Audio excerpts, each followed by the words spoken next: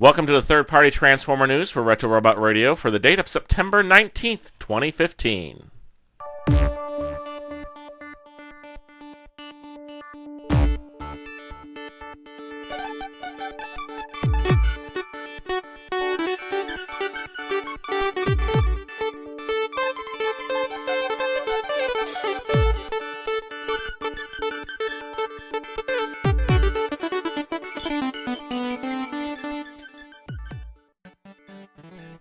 Alright, so we have a good list of figures this week. First one I'll be looking at is this model kit from 80s Dream, which is a non-transforming model kit they're making based on the Transformers Universe online game rendition of Megatron, of all things. And it's about Voyager-sized. And like I said, non-transforming, but it's meant to represent this model of Megatron, which was a piece of artwork for a video game that really wasn't used very much. So, I'm curious what the price on that sucker is going to be. And if they'll be doing any of the others. Because it's a very different kind of version of Megatron. Beelzeboss has teased a add-on kit called the Fanatic Lord, which is an upgrade for the Battle Core Combiner Wars Optimus Prime. It looks like it turns him into a Nova Prime figure. I'm noticing that no one wants this figure as Optimus Prime, but everyone keeps talking about wanting to turn him into Nova Prime, Ultra Magnus, one of the Thunderclash. You know, so you might end up needing like 3 of these guys just to play other characters, not to play himself. DX9 showed off the painted images of their Tyrant, which is their version of a Galvatron toy. Here you can see it next to the repainted version of the G1 figure, and see how it's about the same size, honestly. Much like the Blaster figure, the unofficial masterpiece and the original toy are nearly identical in size. Interesting thing about its transformation, though, is that the toy actually is gray mostly in alternate mode. You can see him here on the left. Whereas the robot was purple in robot mode, which is kind of something from the animation model back in the original TV series. I don't think I ever noticed it when I was a kid, but yeah.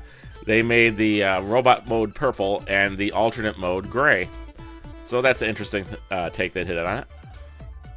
And you can see here, compared to Apollyon, and I think, is that the Hasbro Masterpiece Rodimus? So that's kind of cute. I like that. FansProject is basically releasing these figures, and I normally don't follow up on figures once they're released, but I thought it was worth showing off since the Dino King original members are such rare items. You can see the Dino Ichi versus the original Dino King member that he's meant to represent, and I was surprised how close he actually looks. I guess I didn't know what the original Dino King figure looked like. And here he is in robot mode, so it's a pretty good resemblance. Also, here is Dino Knee next to his Dino King counterpart. Yes, it looks better than the Dino King version of him, and turns into a little gargoyle, whatever it is. And here he is in robot mode. These are looking really nice, and I threw in this picture just to show how big these figures are. They're basically well-articulated and bulky deluxes.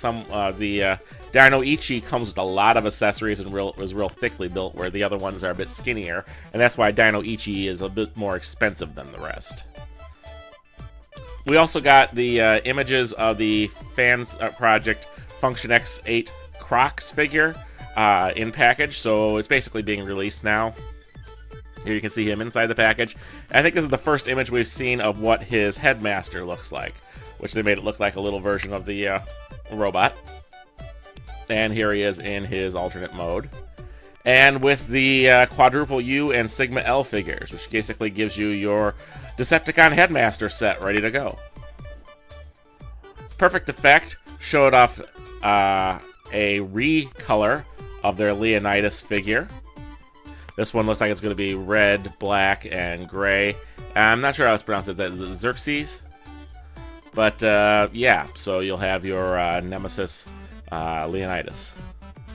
Play With This 2 showed off images of their Fast Strike figure, which is their little version of Pretender Thundercracker on a local YouTube show, which was kind of neat. And also, the Kickstarter has started this week. Go there if you're interested in checking it out. They showed off 2 things that had not been seen before the Kickstarter started. One was this updated version of Rectifier. The old art we saw of him did not have any of the orange bits on it. Those were all grayish colored, or black colored, whatever they were. Now he has quite a bit of orange mixed in with him, which kind of makes him more Trypticon-y colored, and I like it. And also, this figure had not been teased before the Kickstarter began. It was a complete surprise. He's called Stonebreaker, and he's a recolor of Boneyard. And if you recognize the colors from Beast Wars, yeah, that's basically the colors of Beast Wars' Grimlock figure. See? So that's kind of interesting. I do think one thing it could use is the sword. I like the striping effect that was shown on Wastelander's sword, and it would look good on this one too. TFC Toys posted this little teaser. You may recall that back at TFCon, they showed us the first 2 members of their Hades Combiner, which was basically Leo Kaiser. Well, they also have one coming up called Poseidon. And with the colors and the name Poseidon, you gotta think these are going to be the Seacons. And we do have 2 new pictures of members of their Hades Combiner. Here's the version of Hellbat and the version of Kill Bison. So those are looking like they're coming along nicely. Toy World showed off the full combine mode using all the members of their Dinobot Combiner team, which it's looking okay. It's a bit busy looking. I think we kind of figured he's going to look about like this. You know, I wouldn't have minded if someone who did a Dinobot Combiner did something, I don't know, something that isn't a giant robot. A giant humanoid robot that looks basically like the Dinobot version of Predaking. If they could have done it as a dragon or something, it might have been even cooler. And I wonder if someone might fan mode that up. Unique Toys showed off the first prototype images of their Sorter figure, which is a triple changer of robot, helicopter, and armored car. Basically, it looks a heck of a lot like who's that? Sandstorm from G1. Although with a car and a helicopter, it could just as easily be Springer. A lot of people were complaining he's a bit boxy looking, but so was Sandstorm. And the car mode definitely looks more like Springer, whereas the helicopter mode definitely looks more like Sandstorm. X2 Toys showed off another render of their upgrade kit for the Combiner Wars Ultra Magnus. I think this adds better legs, better arms, better shoulders, a new head, weapons, feet, and basically bulks out the figure and gives it a lot more articulation. So that should be interesting to see. A lot of people who like that toy have commented that it's pretty darn hollow and flimsy, despite being a nice mold, so maybe this will fix some of that. X-Transbots showed off an updated, this is either prototype or maybe an uncolored test shot of their Cyclonus-inspired figure. And he's looking very, very nice. I like the updates they've done on him. They're doing some changes to the legs. And here you can see him with the Masterpiece Ultra Magnus figure, who Ultra Magnus was someone who he was often put opposite of in the cartoon, even though Ultra Magnus was technically the city commander, which would be Galvatron's opposite. I guess they made Galvatron Rodimus Prime's opposite, so Cyclonus got Ultra Magnus. Alright, and we got some feedback since last week's episode. Tyler Hurd writes 2 things. The Maki Toys Guardia, not a fan of this one, looks like a mess. So glad I went with TFC's Toys Prometheus. And also the X-Transbots Arcos, I just wonder on this one, since I still have a pre-order on TF Source, when is Arcos supposed to be released? Well, Guardia, yeah, I guess whatever your preference is. Personally, I really can't afford either of them, and I'm going to end up going with the Hasbro one and maybe some add-ons. As for Arcos, he says September 2015 on all the websites that carry them, so maybe soon. Sean Markle writes, once again, love the show. Got a dual question. Do you have any info about the relaunch of the GoBots and the new Diaclone figures?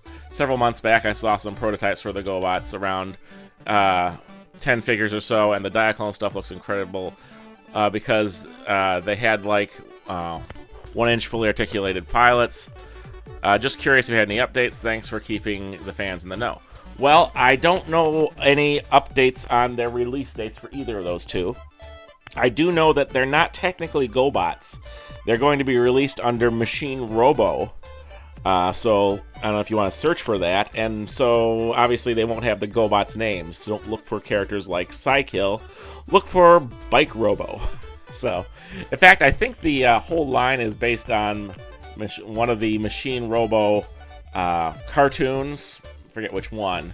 But that line did not have all the GoBots characters. So you probably won't see things like Crasher done in it because she wasn't part of that line in Japan.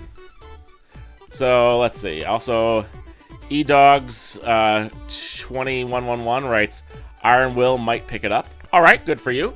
And then Stormrider X writes, Eek, am I the only one who thinks Snapdragon looks too small? And what do the MMC Junkians transform into? I like the MMC Overlord figure. Well, Snapdragon is about the same size as the other FansProject Headmasters. The KFC Junkions transform into motorcycles.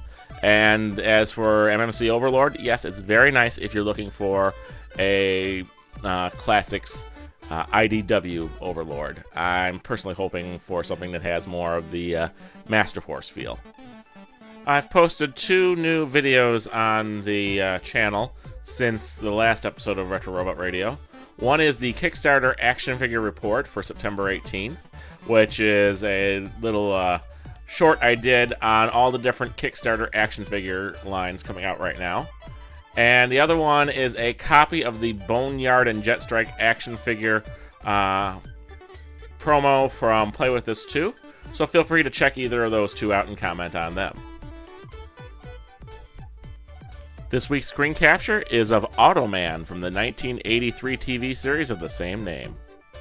This week's news brought to you from the pages of tformers.com and TFW2005. News read by Matthew Ignash. Stop by wikialpha.org to read more about third-party Transformers. Check out the Facebook page of the third-party TF Crashers. And then come on by the Retro Robot Radio YouTube channel and subscribe.